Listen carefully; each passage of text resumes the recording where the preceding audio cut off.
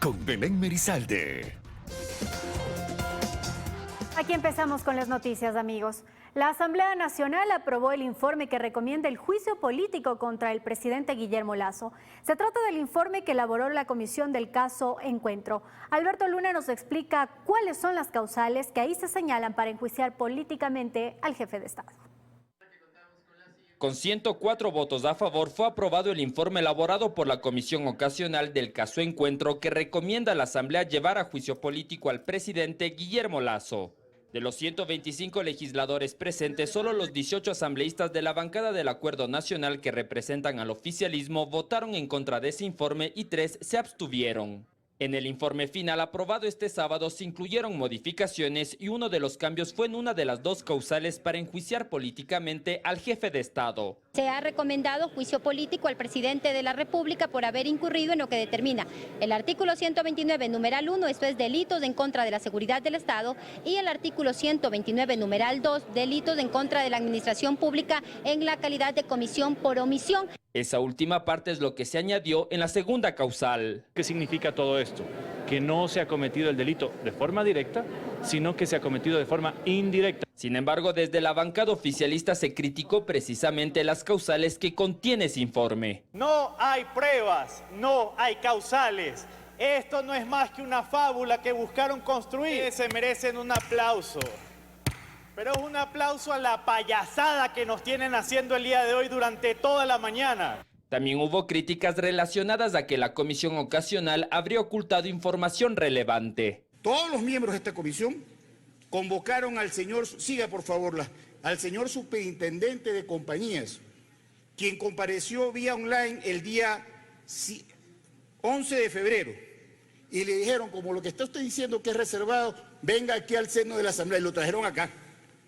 Y vino el 13 de febrero y les dijo, esta información que es reservada se refiere a políticos ecuatorianos, políticos que sí están vinculados con los albaneses. Claro, recibieron la información y la ocultaron, señores, la ocultaron. Por eso, después de la votación, representantes de Pachacutic y de la Izquierda Democrática informaron que presentarán una denuncia en la Fiscalía para que todos los involucrados y señalados en este caso sean investigados. ¿Por qué se eliminó la página 141 y 142 del informe de León de Troya? Porque ahí están los temas del superintendente de bancos y también del juicio en contra de Glass. ¿Qué están tapando los señores correístas? Una denuncia a la Fiscalía pidiendo que se investigue no solamente a los que se señala en este informe, que se investigue el involucramiento de Jorge Glass y otros quienes estaban involucrados. Además, la presidenta de la Comisión Ocasional confirmó que la semana entrante se presentará el pedido formal de juicio político contra Lasso, aunque todavía no está definido quién lo hará. Vamos a evaluar las diferentes bancadas, no puedo adelantar en este momento ningún nombre. Después de hacer este análisis decidiremos quiénes son los interpelantes para proceder a presentar la semana que viene ya la solicitud de juicio político en contra de Guillermo Lasso. La sesión de pleno duró casi 7 horas porque en total 41 asambleístas intervinieron. Al final los que celebraron fueron los legisladores opositores al gobierno, aunque decidieron hacerlo cada uno por su lado. Tras la decisión del Pleno de la Asamblea, el ministro de Gobierno, Henry Cucalón, se pronunció en rechazo al informe, el que calificó como un acomodo de retazos y rectificaciones. A la par, el presidente Guillermo Lasso envió una carta a la fiscal general en la que asegura entregará toda información que se le requiera. Karen Aro con el reportaje. La respuesta del gobierno frente a la aprobación del informe que recomienda el juicio político al presidente Guillermo Lasso fue inmediata. El Pleno de la Asamblea Nacional, una vez más, le ha fallado al país al acoger un bochornoso informe de la Comisión Ocasional que en la forma carece de validez jurídica y no es vinculante. En el fondo, es un acomodo de retazos y rectificaciones, donde también, a su antojo y conveniencia, han dejado afuera a personajes que debían ser investigados. Cucalón criticó el tratamiento que le dio la Comisión Ocasional al caso que involucra a las empresas públicas del gobierno en actos de corrupción. Dijo que las causales en las que se basa la recomendación para el enjuiciamiento político fueron acomodadas. Dentro del manoseo constitucional realizado en el pone y saca de causales, primero colocaron traición a la patria, pero se vieron obligados a retractarse ante la crítica y burla de la opinión pública. Finalmente, se decantaron por otra igual de pintoresca. Esto, como toda buena ficción, lleva una moraleja. Lo que se construye sobre falsedades se desmorona. Edificaron un caso con naipes de mentiras, se remueve uno y se derrumba todo. La comisión dispuso que todo lo investigado sea puesto en manos de la Fiscalía, pues se habla de una supuesta comisión por omisión de los delitos de cohecho, peculado y concusión. Ante ello, el presidente Guillermo Lasso, en su cuenta oficial de Twitter, publicó una carta que le envió a la fiscal Diana Salazar. El informe aprobado por la Asamblea Nacional carece de sustento lógico, probatorio y jurídico. No obstante, he dispuesto a contestar con absoluta transparencia y celeridad todo requerimiento de la Fiscalía para esclarecer cualquier duda. En la misiva, el jefe de Estado aclara: más allá de lo insustancial e infundado de aquel documento, que contiene elucubraciones inconexas sobre supuestos actos de corrupción en los que maliciosamente se pretende inmiscuirme, he dispuesto que toda la función ejecutiva conteste con celeridad todo pedido de información que usted requiera en torno a la investigación que a esos efectos decidiese abrir. Y principal, pero no exclusivamente, respecto de cualquier actividad que hubiera podido desarrollar el economista Danilo Carrera Druet. Por lo pronto, la Fiscalía no se ha pronunciado al respecto. Y luego de que el Legislativo aprobara el informe que recomienda el juicio político al primer mandatario, ¿cuál es el trámite y cuánto tiempo puede demorar este proceso? Joana Ramos nos tiene los detalles en la siguiente nota. El camino se presenta mucho más extenso de lo que algunos quisieran y puede tomar algunas semanas. Se necesita de un asambleísta que pide el juicio. La ley de la función legislativa señala que un legislador de cualquier bancada necesita al menos 46 firmas de respaldo para presentar a la presidencia de la Asamblea la fundamentación, los cargos y pruebas para el juicio al primer mandatario. UNES tiene 47 votos y ya ha anunciado que se encargará de este requisito. Una vez presentado el pedido, en máximo 3 días, el presidente de la Asamblea notifica al Consejo de la Administración Legislativa para la verificación de los requisitos. Si el pedido se aprueba, el CAL envía la solicitud a la Corte Constitucional para que ésta se pronuncie en 6 días. Si la Corte niega el pedido, este se archiva. Pero si emite un dictamen de admisibilidad, el presidente de la Asamblea en máximo 3 días debe ponerlo en conocimiento del CAL y el Consejo enviar el trámite a la Comisión de Fiscalización. Esta mesa legislativa, encabezada por Fernando Villavicencio, tiene un plazo de hasta 30 días para presentar su informe recomendando o no el enjuiciamiento político en el Pleno. Empiezan entonces las comparecencias del presidente y de los interpelantes. Con el informe, el presidente de la Asamblea tiene hasta 5 días para convocar al Pleno para el enjuiciamiento político. Para la censura al presidente se requieren de 92 votos. Desde la presentación del pedido de juicio político, el trámite puede tomar poco más de un mes.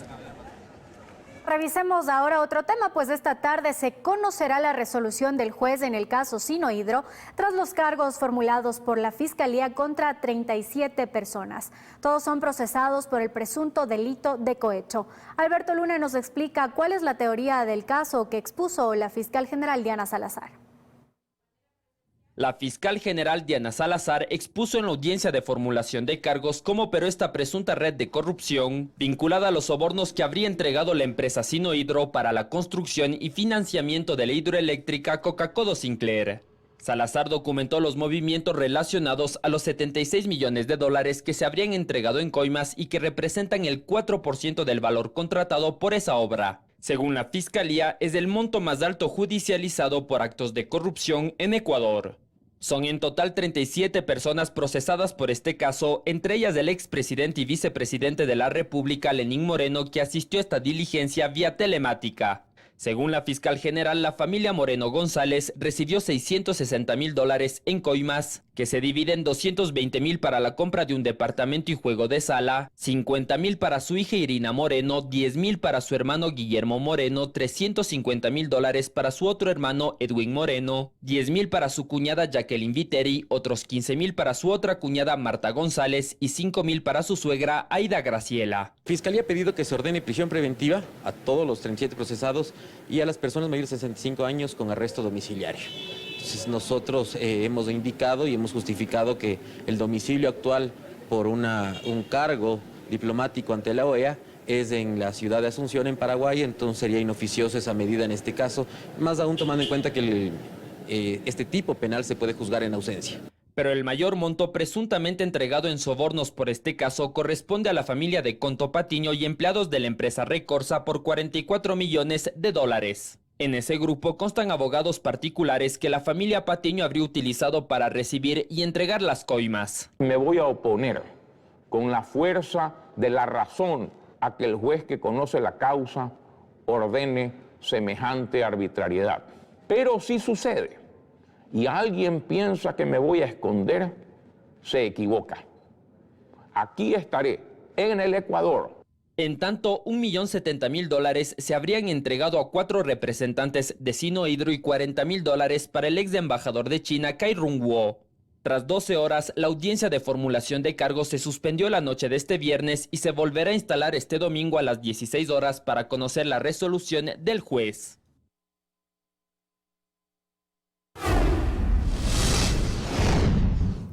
Si bien en Ecuador durante los últimos años han aumentado los decomisos de droga, son pocas las personas detenidas por cometer delitos asociados al tráfico de sustancias ilícitas. Un exfiscal y un exjuez consideran que se requiere mayor compromiso y esfuerzo de las funciones del Estado para debilitar a las estructuras del narcotráfico que operan en el país. Más de 200 toneladas de drogas se incautaron en Ecuador el año pasado. Entre enero y febrero de este 2023, unas 43 toneladas de alcaloides se decomisaron. Son registros realmente altos que evidencian el aumento de actividades ilícitas relacionadas al narcotráfico que, pese a estos duros golpes a las finanzas de las organizaciones criminales, no han cesado. Antonio Cacliardo, exfiscal provincial del Guayas, cree que eso se debe a que la cifra de detenciones de personas sospechosas de cometer delitos asociados al tráfico de sustancias sujetas a fiscalización no ha ido a la par de las incautaciones, pues son pocos los miembros de las estructuras delictivas que han sido llevados ante la justicia. Policía, en efecto, ha cumplido con decomisar una gran cantidad de droga, pero en cambio no ha cumplido satisfactoriamente en detener a los narcos, que son los principales líderes de estas bandas del crimen organizado. Simplemente les quitan una de sus tantos envíos. En el 2022, según el Ministerio del Interior, hubo 79.608 arrestos, solo el 15% por tráfico, producción y comercialización de drogas. Hasta finales de febrero de este año, en cambio, iban cerca de 2.000 detenidos por los mismos casos. Pero aún con esos números, Gagliardo tiene una observación que hacer. Generalmente los que están detenidos son los que guardaban, el transportista, personas que en la escala de jerarquías de la organización delictiva están en la base. Y eso se refleja al revisar otros datos. Por ejemplo, aquella estadística que dice que el 57% de las detenciones por narcotráfico durante el 2022 se dieron dentro de la denominada ruta de la droga, que integran las provincias de Esmeraldas, Manabí, Los Ríos, Guayas y El Oro. El 87% en flagrancia, es decir, en allanamientos a predios que funcionan como centros de acopio, en operativos para interceptar vehículos que transportan el alcaloide, otras inspecciones a contenedores contaminados con droga. Roberto Gómez Mera, quien estuvo al frente de la Corte Suprema de Justicia, centra sus críticas en el accionar judicial. Pues a cabecillas que se ha detenido se les caducó la prisión preventiva sin recibir una sentencia, o se les dictaron medidas alternativas, o se les otorgó habeas corpus para devolverles la libertad. Es un asunto de intereses tan poderosos que algunos fiscales y jueces caen dentro de esta misma trama. Considera que se requiere un mayor compromiso y esfuerzo interinstitucional, con más recursos asignados y con cooperación internacional. El éxito en la lucha de este flagelo de nuestros tiempos, que es el narcotráfico, es la eficacia en la incautación, la represión, la sanción penal a los integrantes de estas grandes organizaciones. Caso reciente fue la captura de alias Gato Farfán o Jerry, principal cabecilla del cártel cártel Nueva Generación Ecuador. La Policía Nacional, en coordinación con la Dirección de Inteligencia de Colombia, lo detuvo en Pasto a inicios de febrero, tras 18 meses de investigación. Es momento de hacer la primera pausa en las noticias. Al regresar les contaremos sobre la situación climática que atraviesa el país en varias zonas. Ya volvemos.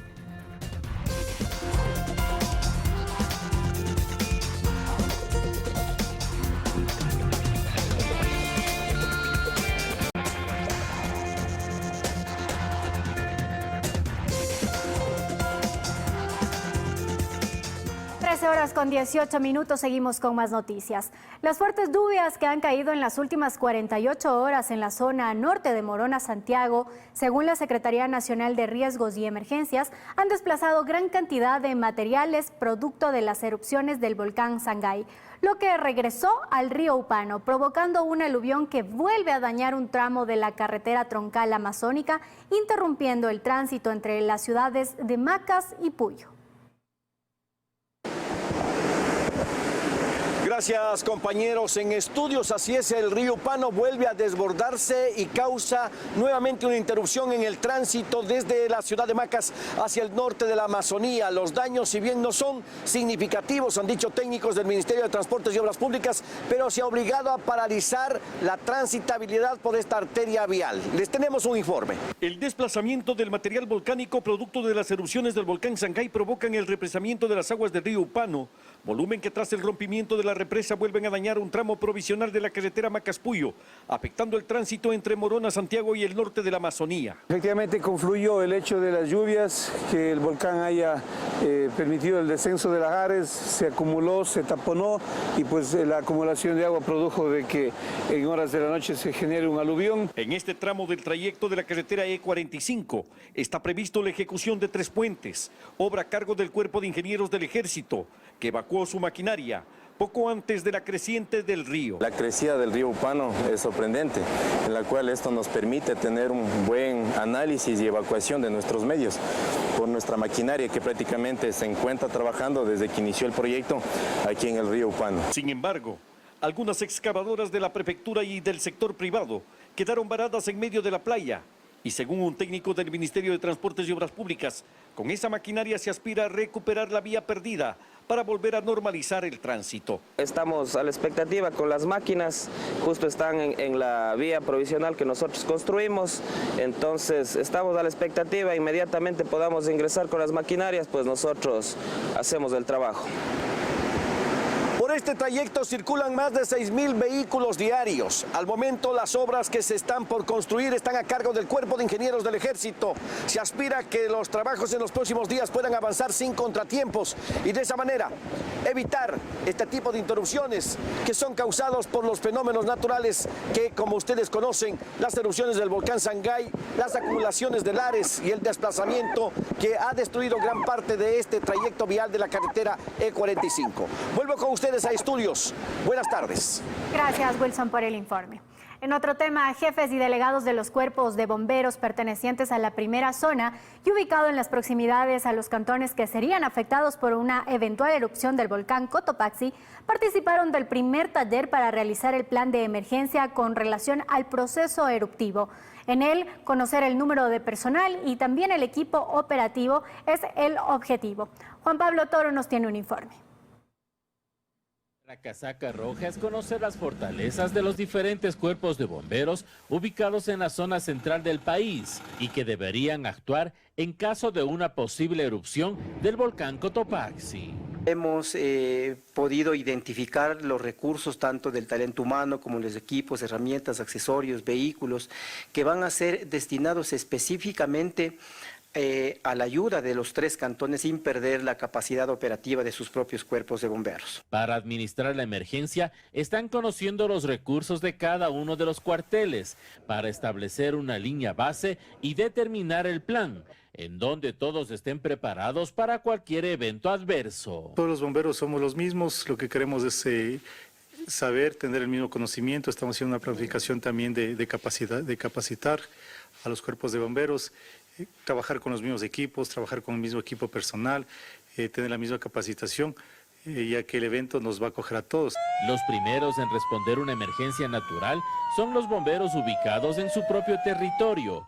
En este plan de emergencia, la Casaca Roja planifica el apoyo de las unidades ubicadas en otras ciudades. Por ejemplo, en el caso de lo que es de Riobamba, ¿a qué lugares o a qué cantones se van a dirigir al apoyo?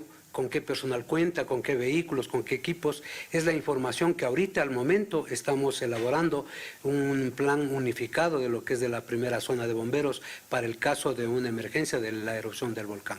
Ante la alerta amarilla del volcán Cotopaxi, este plan de emergencia es de gran ayuda para los cuerpos de bomberos ubicados en los cantones que serían mayormente afectados por una posible erupción del coloso. Se vio principalmente las potencialidades del evento, se vio también las coordinaciones con las instituciones, se vio logística, se vio personal, y eso es muy importante porque en función de eso se va a trabajar de una manera coordinada, de una manera adecuada y de una manera eficiente. La próxima semana revisarán el avance del plan para entregar a la primera zona del cuerpo de bomberos y se ejecuten las diferentes acciones de preparación.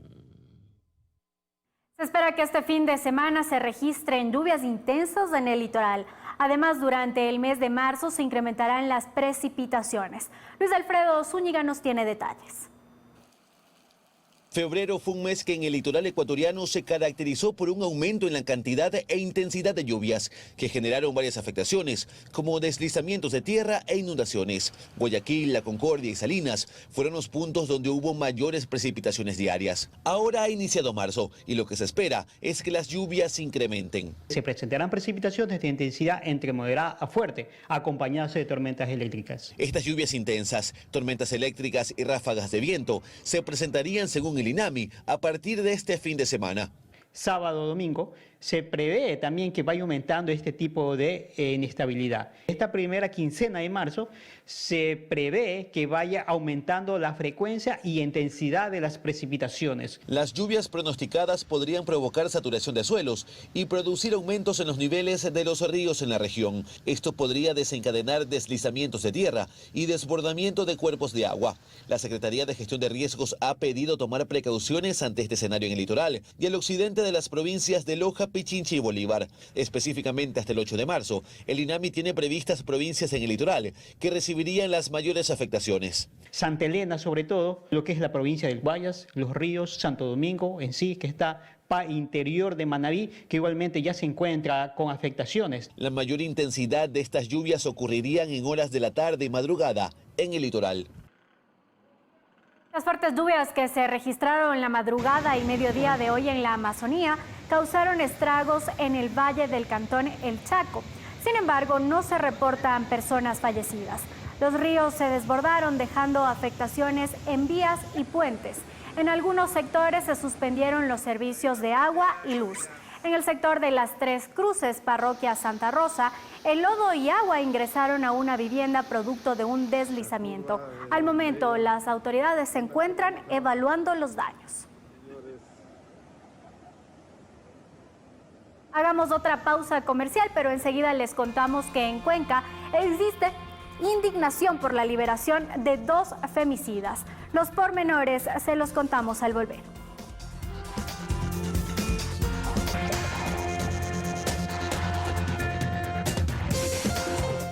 Gracias por seguir en nuestra sintonía. Ahora les contamos que el presidente de la República, Guillermo Lasso, declaró el estado de excepción en la provincia de Esmeraldas. Con esta medida se busca enfrentar la escalada de violencia relacionada con el narcotráfico. Esta medida estará vigente durante 60 días. Nuestro compañero Gregory Rosero se encuentra en el centro de Esmeraldas y a esta hora nos tiene los detalles. Vamos a ver. Hola, Gregory. Así es, como están en estudios, muy buenas tardes. A esta hora me encuentro en el centro de la ciudad de Esmeraldas y efectivamente la información oficial la dio a conocer el primer mandatario de la República mediante el decreto ejecutivo número 681, donde declaró un estado de excepción para la provincia de Esmeraldas. La noche de ayer las fuerzas del orden desplegaron un operativo de control por diferentes puntos estratégicos de la ciudad de Esmeraldas, como ustedes los pueden ver en pantalla, haciendo cumplir este estado de excepción decretado por el presidente de la República. Nosotros tenemos un informe al respecto, veamos. El tercer estado de excepción para la provincia de Esmeraldas. El presidente Guillermo Lasso firmó el decreto ejecutivo de estado de excepción por grave conmoción interna debido a las actividades de grupo de delincuencia organizada. Con esta medida se restringen los derechos a la libertad de tránsito, asociación, reuniones de domicilio y correspondencia desde las 21 horas hasta las 5 de la mañana. La declaratoria tiene vigencia de 60 días e incluye la participación de las Fuerzas Armadas en el control del espacio público en colaboración con la policía. Nos da la potestad a nosotros controlar que nadie puede moverse a esas horas. Ellos saben únicamente, como las veces anteriores, aquellas personas que van al médico, que tienen un certificado médico, que tienen de urgencia. Nosotros para eso vamos a estar verificando la movilidad. Por favor, que acaten, que no deben reunirse, peor para mantener fiestas o tener reuniones con algarabías. El gobierno nacional afirma que durante los últimos meses en la provincia de Esmeraldas se ha evidenciado un incremento en los niveles de delincuencia organizada, con una amplia capacidad de alcance a bienes y servicios ilícitos, que han generado importantes escaladas de violencia que requieren la atención particular del Estado a través de mecanismos extraordinarios. Pero la alcaldesa saliente de Esmeraldas asegura que esa no es la solución para combatir la ola de delincuencia que atraviesa Esmeraldas. Pero esa no es la solución. Aquí estamos viendo que a partir de las 4 de la tarde, todos los días hay que cerrar el negocio, que no hay oportunidad por el nivel de inseguridad que vive Esmeraldas. Esto lo conoce el gobierno nacional y hemos dicho, aquí podemos hablar de la metralleta, fortalecer a la Armada Nacional, pero si no implementamos un plan de inversión social, oportunidad, inclusión, empleo, atender a Esmeraldas frente a la pobreza extrema y sistemático e histórico ha sido abandonado. Entonces, ¿de qué hablamos? Por otra parte, la ciudadanía comenta no estar de acuerdo con el estado de excepción, ya que esto afectaría al comercio de alguna u otra forma. La gente se va a quedar en casa, la gente no va a salir, los pequeños negocios no vamos a abrir, entonces uno que vive el diario a diario, ¿cómo no le va a afectar? Le afecta bastante, entonces pues usted sabe que de una u otra manera pedirle al gobierno que busque las alternativas, que busque la solución, que le dé solución a este problema. La ubicación y condiciones geográficas de la provincia de Esmeraldas favorecen a la proliferación de actividades delictivas relacionadas con el narcotráfico, tráfico de combustibles, tráfico de armas y minería ilegal, convirtiéndola en un territorio deseado para el asentamiento de los grupos criminales, lo que incrementa la violencia y afecta la seguridad y la paz ciudadana. Y bien, de esta manera es como se llevará a cabo el estado de excepción en la provincia de Esmeraldas. En horas de la mañana, la Policía Nacional y las Fuerzas Armadas realizaron varios operativos en diferentes vías que conducen a la ciudad de Esmeraldas. A esta información quiero sumarle que el día de ayer, en horas de la tarde, se registró un incendio de gran magnitud en el puerto pesquero artesanal de Esmeraldas. La alerta se registró pasado el mediodía y no se reportaron heridos. El cuerpo de bomberos de la localidad acudió al sitio para atender la emergencia y sofocar el fuego. En videos que se difundieron en redes sociales se observó al menos a 2 vehículos de la entidad bomberil y una decena de uniformados que realizaron labores para apagar las llamas. Un cortocircuito sería la causa del percance, que afectó a 2 contenedores que almacenaban combustibles y motores fuera de borda. Hasta aquí la información, Belén. Yo me mantendré al tanto de lo que suceda en la provincia de Esmeraldas mientras continúas tú con más información allá en estudios. Buenas tardes. Buenas tardes, Gregory. Gracias. Vamos a estar pendientes. 4 personas murieron y otras 4 resultaron heridas tras un siniestro de tránsito registrado esta mañana en el ingreso a la parroquia de Calacalí, en el noroccidente de Quito. Alberto Luna se trasladó a ese sitio para contarnos los detalles e informarnos si la circulación vehicular a esta hora ya está habilitada. Buenas tardes, Alberto, cuéntanos. ¿Qué tal, Belén? Sí, lamentablemente esta mañana se registró un siniestro de tránsito en la vía Calacalí que dejó 4 personas fallecidas y también 4 heridos. Este siniestro, que se registró a las 6:30 de la mañana, también generó gran congestión vehicular en este punto debido a que esta vía es utilizada para dirigirse desde la sierra a la costa o viceversa. Vemos que hasta ahora hay alta carga vehicular y por eso también vemos que hay presencia policial que está colaborando con los vehículos, los conductores, para poder pasar rápidamente. Nosotros les hemos preparado un reportaje sobre este lamentable accidente de tránsito que ocurrió la madrugada de hoy. Veamos. El choque entre el automóvil y la minifurgoneta ocurrió en el ingreso a la parroquia de Calacalí, en el sector de la Y. La emergencia fue reportada al Cuerpo de Bomberos de Quito la mañana de este domingo. Siendo aproximadamente las 6:30 de la mañana, se reporta el accidente en la vía Calacalí, resultado del cual resultan fallecidas 4 personas, 2 hombres, 2 mujeres. De los fallecidos, 3 iban en la minifurgoneta, mientras que la 4ª víctima mortal se movilizaba en el carro negro. Además, otras 4 personas resultaron heridas y fueron trasladadas de inmediato en ambulancias a distintas casas de salud. Este accidente de tránsito es de tipología un choque lateral angular, en donde tenemos 2 vehículos, un vehículo que iba en dirección desde Calacalí hacia Quito, otro vehículo iba en dirección desde Quito hasta Nanegalito. Se informó además que varios de los ocupantes de ambos vehículos no utilizaron los cinturones de seguridad y por eso en gran medida este siniestro de tránsito tuvo consecuencias fatales. El resultado del fuerte impacto, las personas fueron eyectadas y se encontraban sobre la vía. Lamentablemente hay que informar que de este suceso las 4 personas fallecidas viajaban sin cinturón de seguridad, lo que hace, y por cinemática del trauma, son eyectados justamente al impactarse frontalmente. La circulación vehicular se cautivó en la vía Calacalí porque permaneció cerrada durante varias horas hasta que los agentes del CIAT realicen las respectivas pericias como parte de las investigaciones para determinar responsabilidades. Se tiene que cerrar toda la vía para, obviamente, capturar unas buenas fotografías y, claro, el tráfico se hizo hasta la mitad del mundo. Para habilitar el paso cerca de las 9:30 de la mañana se colocó un material especial que permite absorber los líquidos que se regaron en la calzada tras el impacto entre los 2 vehículos y que podía provocar otro siniestro en esa carretera. Cabe resaltar también que otro de los motivos para que exista alta carga vehicular a esta hora es que Calacalí es sede hoy de las finales del fútbol masculino de los Juegos Interparroquiales 2023. Por eso vemos que hay bastantes vehículos que todavía se están dirigiendo a esta parroquia ubicada en el noroccidente de Quito. Es la información que les tengo a esta hora. Con eso regreso a estudios. Muy buenas tardes. Gracias, Alberto, por esa oportuna información. Tome vías alternas si usted debía acudir por ese sector. Y hay indignación en Cuenca por la liberación de 2 femicidas, quienes tras ser beneficiados por una medida cautelar emitida por una jueza en Montecristi y Manabí, huyeron. Ahora la policía busca a los sentenciados. Los 2 femicidas que fueron liberados el pasado jueves 2 de marzo, tras ser beneficiados por unas horas por una medida cautelar, lograron huir y están prófugos. Hemos coordinado con todas las instituciones competentes para realizar los operativos necesarios para dar con el paradero de estos femicidas. Una vez más, la justicia se pone del lado de los delincuentes, se pone del lado de los asesinos, se pone del lado de los femicidas. Esta decisión judicial, que curiosamente fue emitida en Manabí, fuera de la jurisdicción donde ocurrieron los acontecimientos, por la jueza Gina Zambrano, generó indignación. La madre de Cristina Palacio, quien fue asesinada el 28 de marzo de 2017 por Carlos Flores Santander, se pronunció. Estaría el precedente a favor de ellos, porque saben que si matan, las sentencias no importan. Ya, se declaran con enfermedad catastrófica o enfermedad mental y salen, porque en su argumentación para salir aducen enfermedad mental, pero al mismo tiempo que es un buen chico y que está estudiando leyes.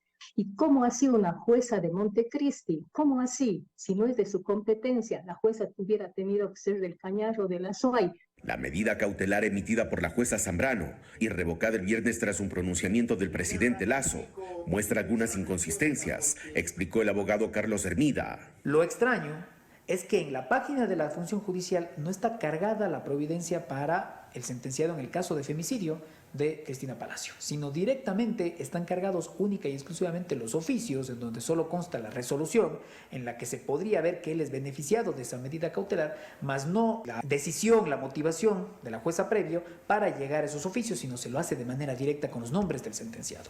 Vale resaltar que en el caso de la SOAI son 2 los femicidas que lograron fugarse. Flores, que pagaba una pena de 35 años, y Luis Eduardo Cordero, quien asesinó a su esposa Berta Minchala y fue sentenciado a 34 años. En Guayaquil se registraron nuevos casos de violencia durante este fin de semana. Heridos y fallecidos se han registrado en diferentes sectores de esta ciudad. La violencia no se detiene y este fin de semana ha cobrado nuevas víctimas. La madrugada de este domingo en Vergeles, norte de Guayaquil, sujetos en moto interceptaron a 3 hombres que se movilizaban en un auto blanco y les dispararon. Los antisociales abandonan el lugar y posteriormente llega la policía que confirmó la muerte de 2 personas y un herido de nacionalidad venezolana.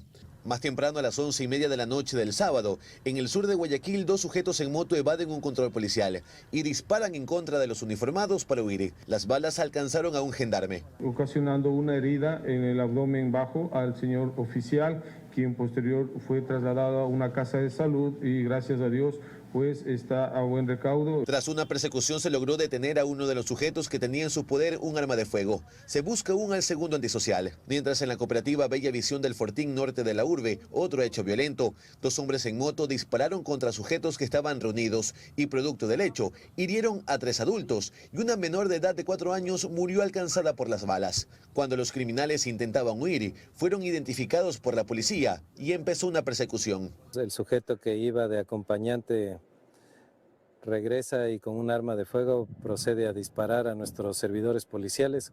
Afortunadamente no se produce ningún herido. De igual manera, nuestros policías, para repeler esta acción criminal y en uso progresivo de la fuerza, proceden a neutralizar a estos individuos. Los 2 delincuentes fallecieron. En las calles Carchi, Colombia, en un restaurante, hombres ingresan a robar por la noche. Sin embargo, fueron repelidos a bala y uno de ellos murió. En Flor de Bastión, el cuerpo de un hombre fue hallado descuartizado. Y en la floresta sur de la ciudad, 2 hombres fueron asesinados a tiros por sujetos que les dispararon en un auto blanco. Violencia que no se detiene en Guayaquil este fin de semana. Vamos a una nueva pausa comercial. Cuando regresemos les contaremos que las protestas en Perú se reactivaron. Los manifestantes exigen la salida de la presidenta Boluarte. Ya volvemos.